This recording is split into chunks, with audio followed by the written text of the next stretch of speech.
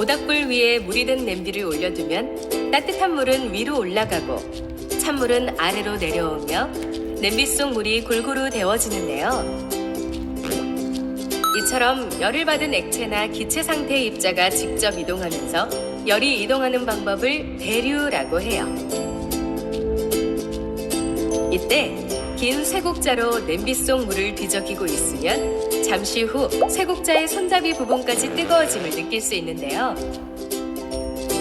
이처럼 고체에서 물체를 구성하는 입자의 운동이 이웃한 입자에 차례로 전달되어 열이 이동하는 방법을 전도라고 해요. 또한 모닥불의 열은 직접 이동하기도 해요. 바로 모닥불 가까이 앉아 있을 때 모닥불의 열이 직접 전달되어 따뜻함을 느끼는 것인데요. 이처럼 열이 물질의 도움 없이 직접 전달되는 방식을 복사라고 해요. 열은 대류, 전도, 복사의 방법으로 이동하며 열은 온도가 높은 곳에서 낮은 곳으로 이동해요.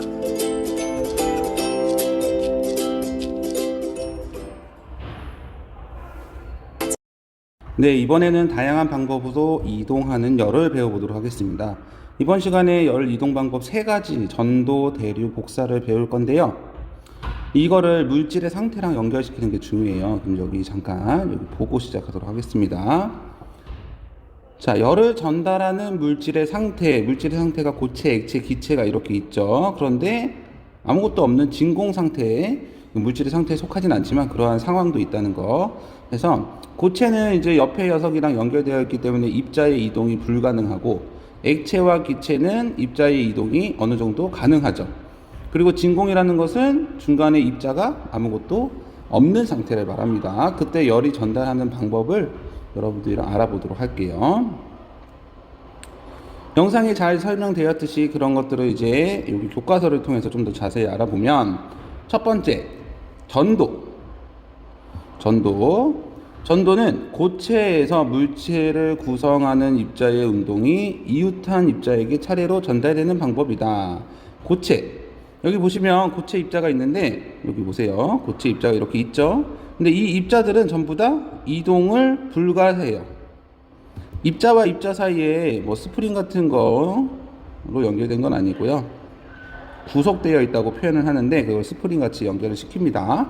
그래서 여기 A라는 입자가 B로 가고 B가 A로 오고 이렇게 이동이 불가능하기 때문에 제자리에서 가지고 있는 열을 전달해야 됩니다.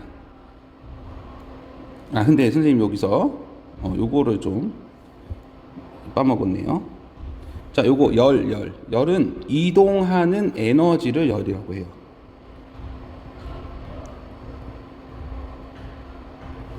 에너지. 어떤 물체가 열을 가지고 있다 이런 것들은 관찰이 안 됩니다. 그런데 어떤 물체에서 어떤 물체로 뭔가 에너지가 이동할 때 그 에너지 상태를 열이라고 이렇게 말을 할 수 있습니다. 그래서 열이라는 것은 이동하고 있는 것을 말한다고 하면 생각하면 될 것 같아요.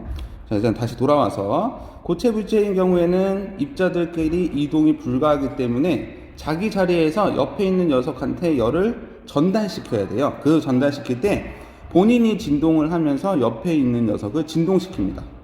그렇게 해서 진동해서 전달 열을 전달하는 게 전도 방법이에요. 전도. 그리고 두 번째, 대류는 액체나 기체 상태의 입자가 직접 이동하면서 열을 가지고 있는 녀석이 직접 이동하면서 열을 이동시키는 방법을 대류라고 합니다. 옆에 있는 그림에서 대류의 모습이 나와 있는데 여기 라지에이터로 해서 주변에 있는 공기가 따뜻해지겠죠? 따뜻해진 공기는 차가워진 공기보다 밀도가 작아져요. 그래서 밀도가 작기 때문에 위로 쭉 뜹니다. 쭉 떠서 자기가 여기서 열을 흡수한 다음에 본인 자체가 이동을 하는 거예요. 그리고 여기쯤에 머물고 있으면은 주변에 열을 빼앗겨서 차가워지겠죠? 그럼 차가워진 공기는 뜨거워진 공기가 올라가 버린 그 빈 공간에다가 이렇게 채워져 들어오는 겁니다. 그럼 다시 뜨거워지면은 본인이 직접 이동해요.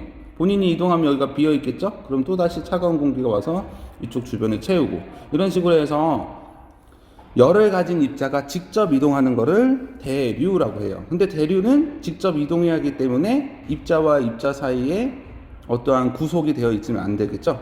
떨어질 수 있어야 돼요. 그래서 입자와 입자가 떨어질 수 있는 것은 액체와 기체입니다. 고체에서는 떨어질 수 없겠죠. 우리가 이 그 고체와 액체의 중간 그거를 멘틀에서 지구를 구성하는 지각 바로 밑에 제일 많이 차지하고 있는 게 멘틀이라고 했잖아요. 이 멘틀은 뭐라고 하냐면 유동성 있는 고체라고 하거든요.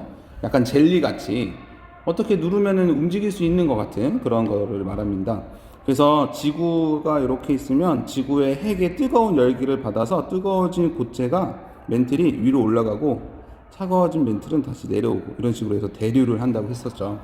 그 대류를 이동시킬 때 멘틀 대류설 이렇게 배웠습니다. 그때의 대류예요.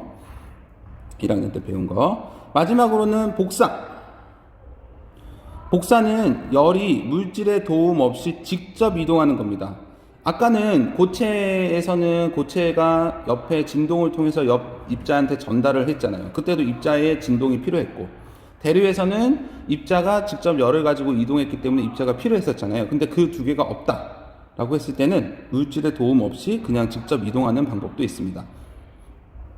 이 전자기파 형태로 해가지고 열이 이동하는 건데요. 예를 들어서 태양과 지구 사이에 어떠한 입자도 없는 진공 상태잖아요. 근데 태양 에너지를 우리는 받아서 지구가 따뜻해질 수 있잖아요. 그렇다는 것은 태양에 있는 열 에너지가 지구에 열로 전달이 됐다는 건데 아무런 입자가 없이 전달이 된 것, 복사입니다. 그래서 이걸 뭐라고 하냐면 태양 복사 에너지라고 해요. 3학년 때 배울 겁니다. 태양 복사 에너지. 태양이 복사 형태로 열을 전달한 에너지.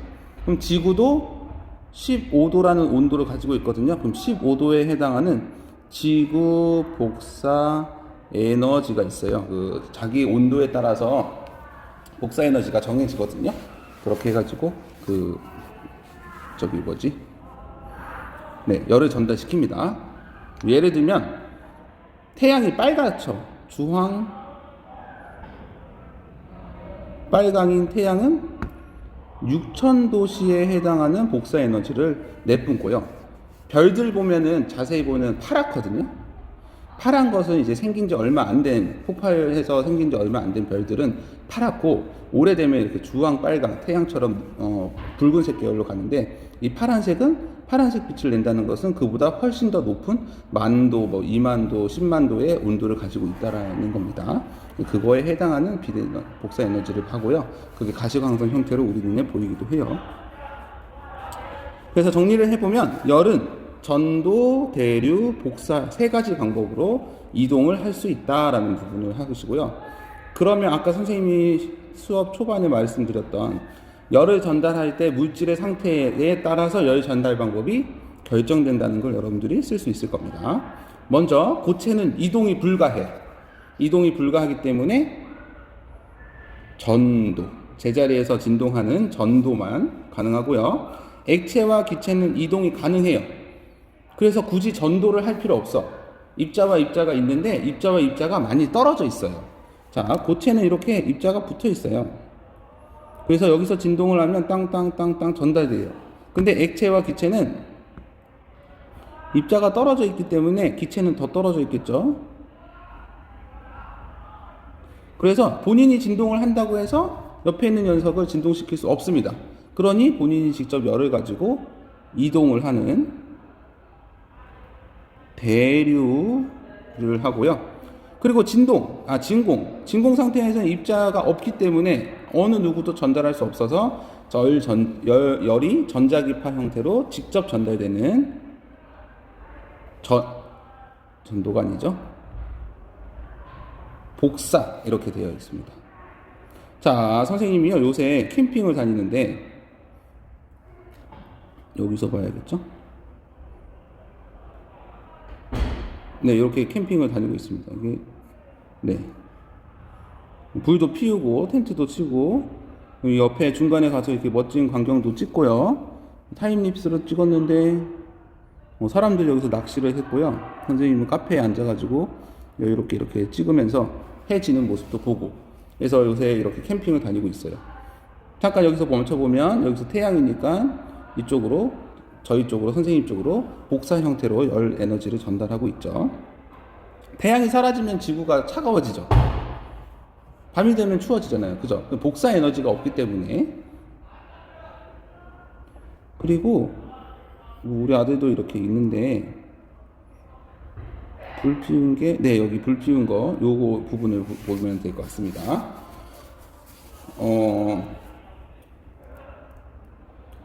이렇게 화로에다가 불을 피우면 주변이 따뜻해지겠죠? 그럼 그 주변에 앉아가지고 도란도란 얘기도 하고 어떤 거를 구워 먹기도 이렇게 하는데, 이 화로에서는 열 전달을 두 가지 형태로 하고 있어요.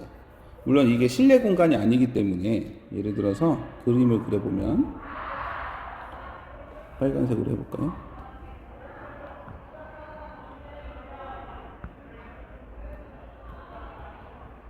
이 불을 어떻게 그리죠?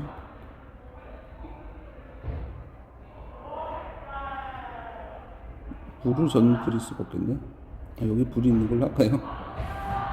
네, 여기 보시면 불을 옆에서 쬐고 있는 모습인데, 여기에서는 불에서 직접 복사 에너지가 전달이 돼요. 그래서 주변에 여러분들이 여기에 뭔가의 물체에 막혀 있다면 그 물체 주변 뒤로는 따뜻해지지 않습니다. 왜냐하면 복사 형태이기 때문에 복사 에너지가 여기를 통과할 수도 있긴 하지만 이 물체에 따라서 통과하는 부분이 대부분 불가해서요, 여기서 잘 나가지가 않고요.